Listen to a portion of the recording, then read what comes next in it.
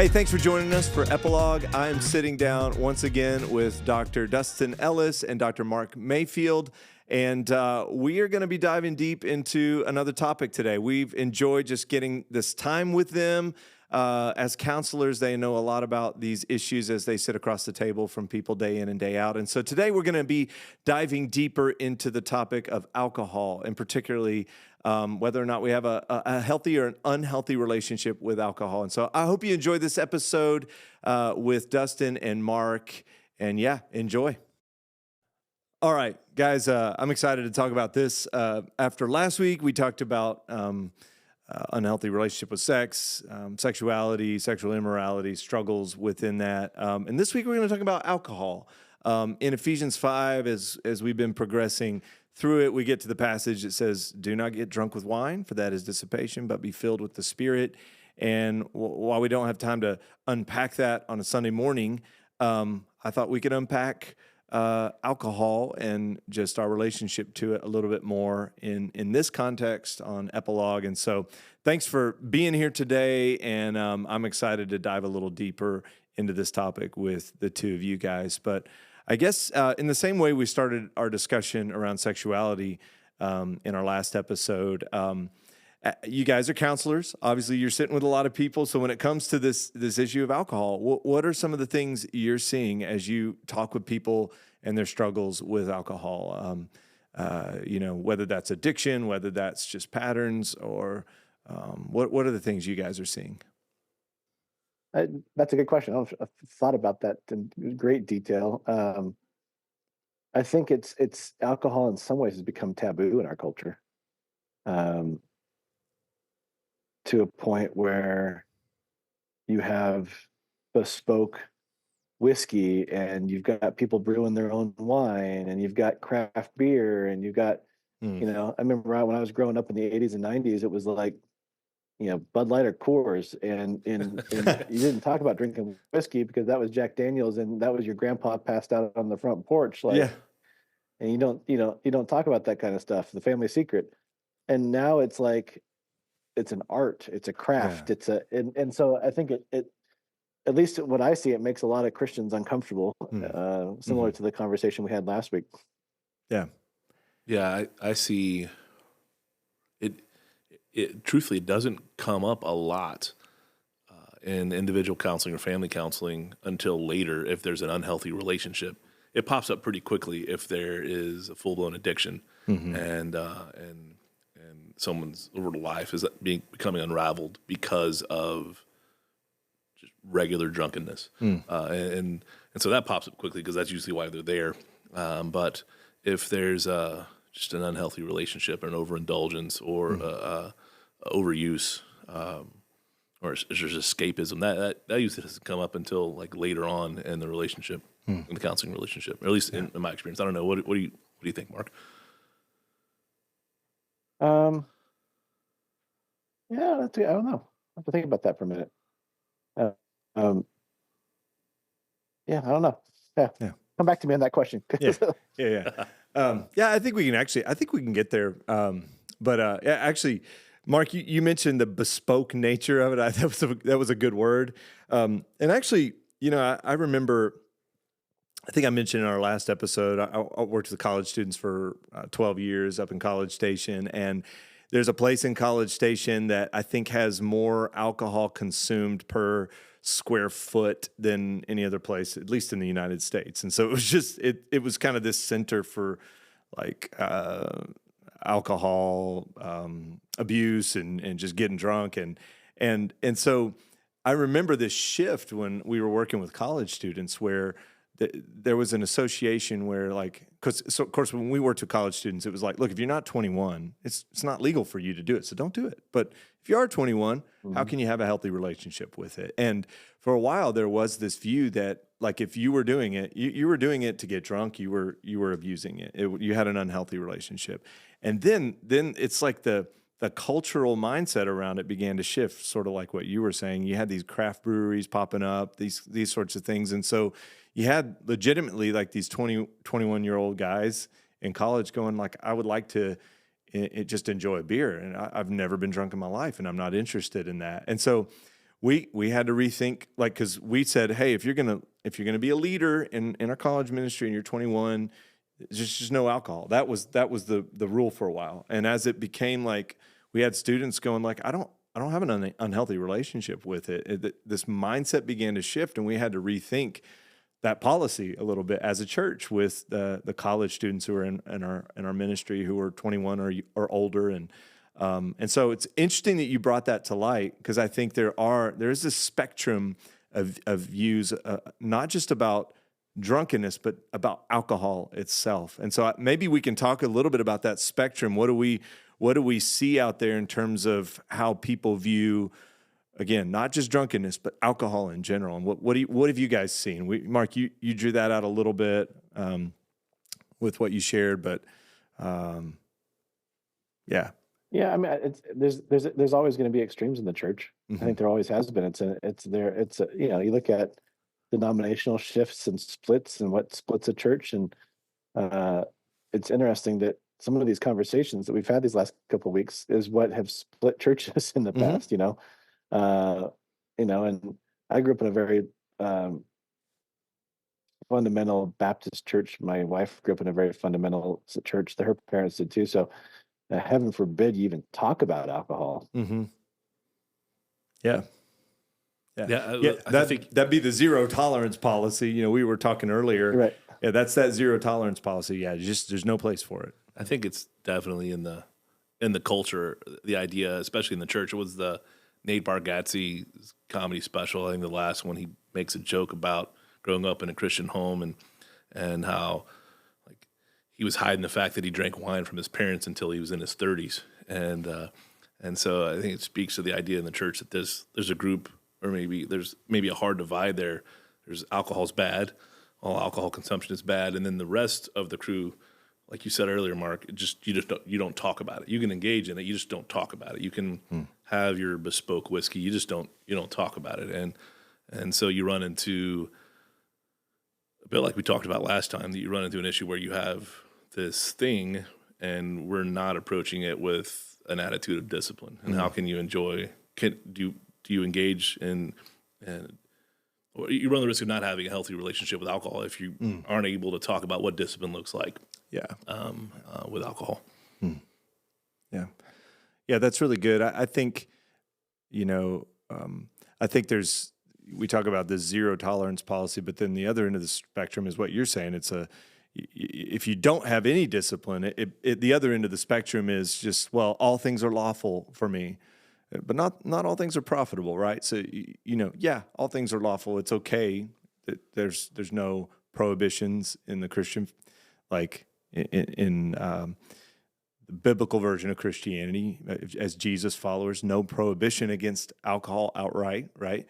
But you have to be disciplined with it. You can't just go off the rails and go, all things are lawful for me, so I'm going to overindulge, and that's, so there's this spectrum of zero tolerance policy to freedom in Christ. I can do whatever I want. And so, yes, you're free in Christ, but there may be discipline there. So, yeah, and I take more of a neighborly approach. I think. Paul talks about if your brother stumbles in this, don't do it in front of him. Type of thing. I mean, that's the Mark butchered paraphrase, but that's the paraphrase there. And but that's Sarah and I, when we host, sometimes we like to have wine at dinner, but we make sure we ask the people that we invited over, like, are you okay with is this something that you do? And if they say no, then we don't. When I was in ministry full time as a pastor, we would have a glass of wine every once in a while, but it would be at home. I would never have a glass of wine out in public. I didn't want somebody to walk by and go, "Oh, I'm a full-time professor at Colorado Christian University. Every year, all 42 of us faculty get together in Colorado for 2 residencies. We could have a glass of wine in public, but we're representing CCU, and we have students 700-800 students that we don't know who's a student walking by. So we want to be careful on that. Now, somebody might say that's a little bit legalistic. To us, or to me at least, it just feels relational. Yeah. Yeah, you're loving your brother, and trying not to cause anybody to stumble, which is the heart of those passages that you butchered a little bit, but it's okay. There's forgiveness here, there's grace. But Thanks. but it's also, I mean, I'll share this, Mark. I think on the other end of the spectrum as well, like, you know, I'm very careful with who I'm around as well, and like if I'm actually going to be around somebody who I know has had a problem with it, and you know, might have a drink or two or three or whatever a place I'm at, I'm not going to have any at all because I don't want to encourage that at all. Does that make sense? So that's the flip side of what you said, and it's and yeah, so it's just being wise, it's being careful, it's being self-disciplined with it. I mean, because if I do that, but then in private I've got an unhealthy relationship with it, I'm a hypocrite, right? So it's that self-discipline you talk about. So. Well, Yes. and there's no neurological benefit to alcohol in any way, shape, or form whatsoever. Unpack that a little bit. I'm interested in that comment. I mean, Dr. Daniel Amen, if you want to do more research on that, he's a big brain guy. He's a brain scan psychiatrist, and basically says that alcohol impedes brain functioning 100% of the time, even if it's a glass of wine or more than that. And he's an abstinence, not because of religiosity, even though he's a Christian. He's an abstinence based on what it does to your brain. So I'm like, okay, it's an interesting perspective, and I know and respect him, and I've dove into the research a little bit too. But yeah, that's interesting. You know, it's actually interesting. I think from when you think about a cultural perspective, I mean, because we say. This may sound like a tangent. I hope I bring it back. But we look at the Bible and we say, well, look, I mean, Jesus obviously drank wine. The disciples drank wine. The wine they were drinking was very different from wine even today, right? It's super weak. It's super watered down. And they didn't have the kinds of hard liquors that we have today and the content of alcohol that's in the drinks today. And so They didn't have bespoke whiskey. they didn't have bespoke whiskey. Yes, that's a good way to say it. So there's this interesting, you know, cultural difference. Even, you know, last time we talked about, gosh, when it came to sexuality, there's not much of a cultural difference between today and what's happening in the Bible, except the technological advances. But like today, there actually is a cultural difference around alcohol. And so when you talk about the quantity, the percentages going up, and the benefits to the brain, I mean, it's not that beneficial, and it's a little bit easier, I think, to have an unhealthy relationship. Even though drunkenness was a thing in Paul's day, and there were cults and worship of other gods built around that. Like today, yeah, it's the advancement of alcohol abuse or any unhealthy relationship.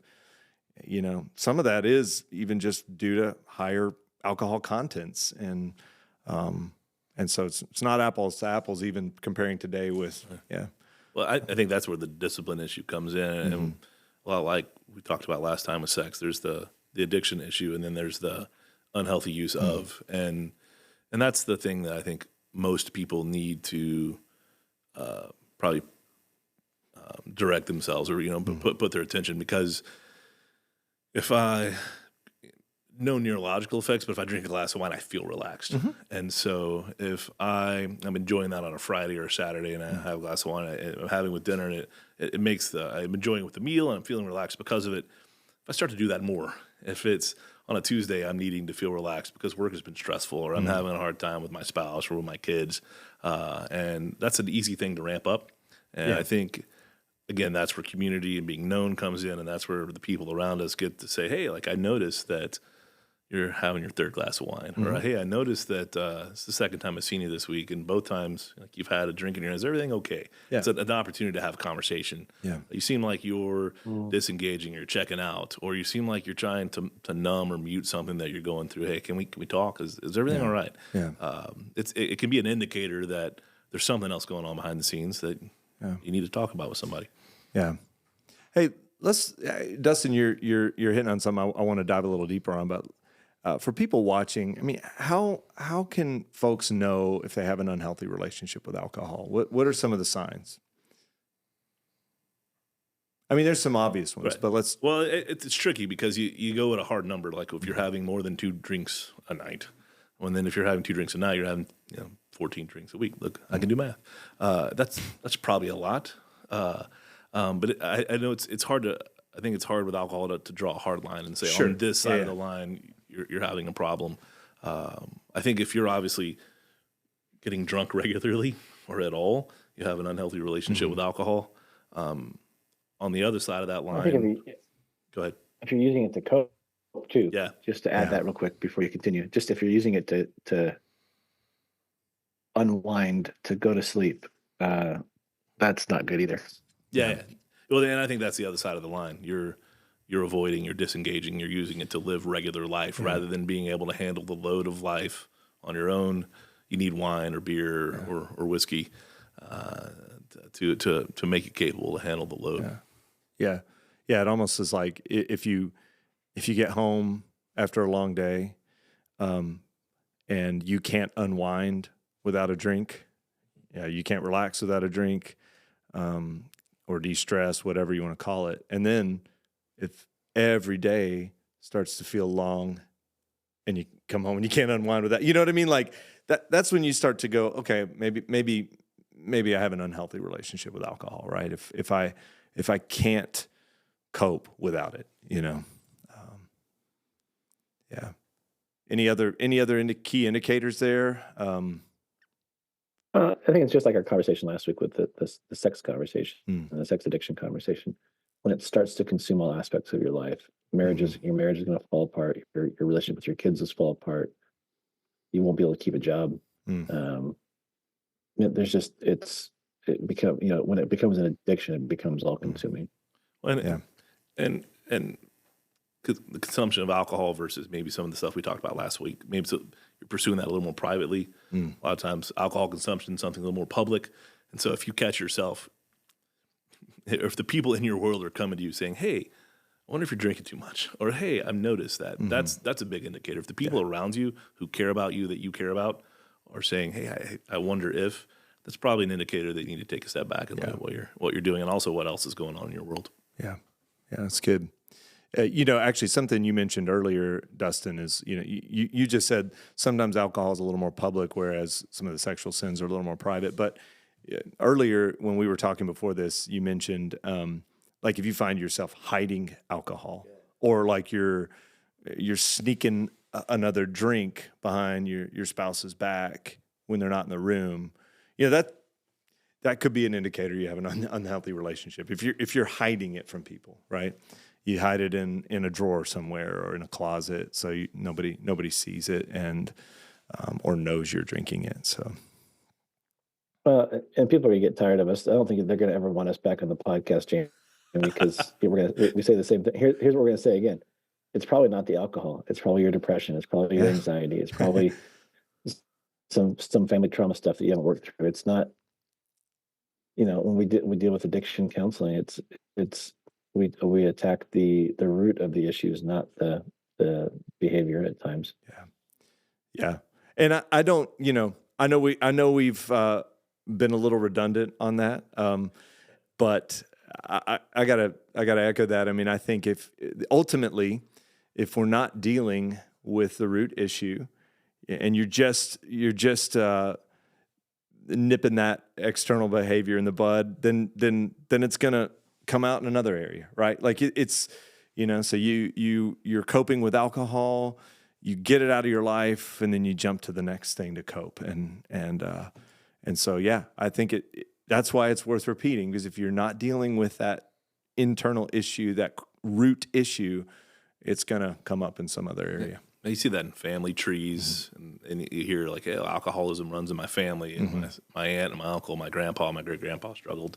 And then you actually break it down and you look at past history, and there's a struggle with alcoholism or alcohol. There's an unhealthy relationship with alcohol, definitely, but it was depression.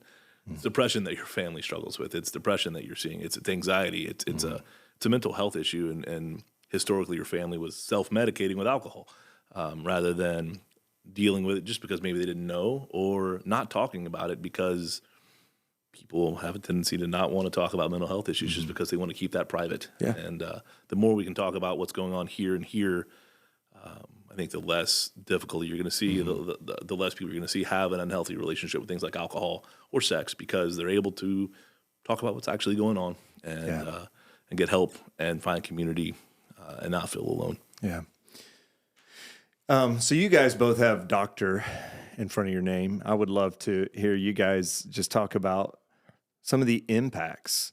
So, obviously there's the impact on self if you have an unhealthy relationship with alcohol, but what are some of the ripple effects outwardly? And we've alluded to some of those, but in terms of like how it impacts our career, our relationships, our families, like talk about the ripple effect of an unhealthy relationship with alcohol. We're connected. We're mind, body, spirit creatures, and so when one piece of us is failing, it's going to affect the others. And so consistent, persistent use of alcohol is going to affect our liver. It's going to affect our kidneys. It's going to affect our brains. It's going to affect our abilities to connect relationally to others. It's going to affect. So we can't just say, just like we would say, well, I'm just looking at pornography. It's not affecting anybody else. Or I'm just having a beer. It's not affecting anybody else. Actually, it is. It's affecting, it's like that ripple effect, like you said, Jamie, of people around us that we may not see until it's too late or until it's in crisis. Yeah.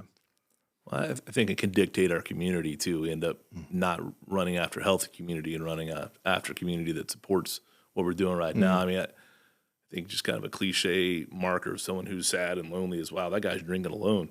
And you ask them, well, hey, you want to have a margarita? And the person across you says no. You're like, well, I'm not going to do this by myself. So this is this kind of weird thing about consuming alcohol, that we need to be social while we're doing it. We have to do it with others. And so if you're embracing that as your coping mechanism and you're really disregarding what's going on around you, then you're going to find the people that you're hanging out with are going to embrace that as their chief coping mechanism. And then that's going to be what you rely on. And you're not going to have anyone in your community really to say, hey, pump the brakes on that. Because we tend to hang out with folks who are doing what we want to do, who aren't going to check us at all. Yeah, that's good. Want to go back to something you guys kind of started with this. Might have been you, Dustin. Well, maybe both of you guys just talked about your upbringing around alcohol, and it had this stigma attached to it. And I think so much of our view of alcohol is developed even in childhood, adolescence, and then college years. And so, for those of us with kids, how can we talk about alcohol in a healthy way or model it well to our kids so that they begin to have a healthy view of it, and it sets them up to have a healthy relationship with it later on? I love that. We never talked about it. And if we did talk about it, it was just evil. Don't do it. Don't look, the extreme side of it. I think, but from a healthy perspective, developmentally age-appropriate conversations. But I mean, it's interesting to me that alcohol addiction is worse in the United States than it is in any other country in the world. And a lot of that is because there's a healthy understanding and relationship with it. I remember my grandmother telling me in her Italian family, it was pretty normal for a 12 or 13-year-old to have a glass of wine with the family around the table, growing up. It was just a part of the meal. They didn't think anything of it. It wasn't this taboo thing that this mysterious thing, that got your mind thinking, or you wanted to go seek it out. And I know that the age of drinking age in Italy, I think, is like 14 or 15 in public, and Germany is probably 13 or 14. But it's an interesting that just the way we look at these things is different. Again, I'm not condoning that. I think that has to be done within familial relationships, but it's just like anything. How are we talking to our kids about mental health? How are we talking to our kids about suicide? How are we talking to our kids about drugs? Yeah, sex, alcohol. It all gets lumped. It should all be lumped into that bigger picture. Yeah, I think similar. My family has, in my family's history, there's some difficulty with alcohol and some addiction. And so I think my family abstained because of the fear of how are we going to live that out? Are we going to become victims of this lineage that we have? But looking back, I see mental health as the culprit there. But still, discipline is necessary with alcohol. And I think with our kids, it's just we enjoy this. It's Cabernet or whatever it is we might be having. If it's a glass of wine with dinner, but it's. And if we see drunkenness, hey, that's what drunkenness looks like. You see how this is silly? It's irresponsible. It's not. You're not in control of your body. It's not. You're not taking charge of who you are. It's just like having 15 slices of cake. You'd never do that. So we talk about it and we model it. And when you're old enough and it's legal and you're able to, you can enjoy this. And if you choose to, you don't have to. You can choose to not. But I think talking about it and then modeling it well, making certain that we're not drinking to excess, making sure that we are not looking like we need this to unplug from the day, and we're not regarding it as that in front of our kids. Living that out well, modeling is big because they're going to do what they see a lot more than they do what we tell them. Yeah, that's good. Great. Well, this is good stuff, guys. I think we could keep going, but I think we gotta call it at this point. But thank you for tuning in. If you've been joining us, and if you have any questions, as always, please feel free to reach out to any one of us. Also, want to encourage you if you find this is a struggle for you, man, Regen's a great place to bring those struggles to light and to walk through it in community and find victory, not just for the outward manifestation of the struggle itself, but for what's going on in here. There's some other great ways to do that, whether it's Alcoholics Anonymous. I mean, there's great 12-step programs out there. I know a lot of people do that because they need the daily accountable, and there's a meeting somewhere in the community every day. And, there's all sorts of resources that we could help connect you with. So if that's you, if you feel like you have that unhealthy relationship with alcohol, we'd love to talk with you and just help you take your next step in victory. So thanks for tuning in. We'll see you next time.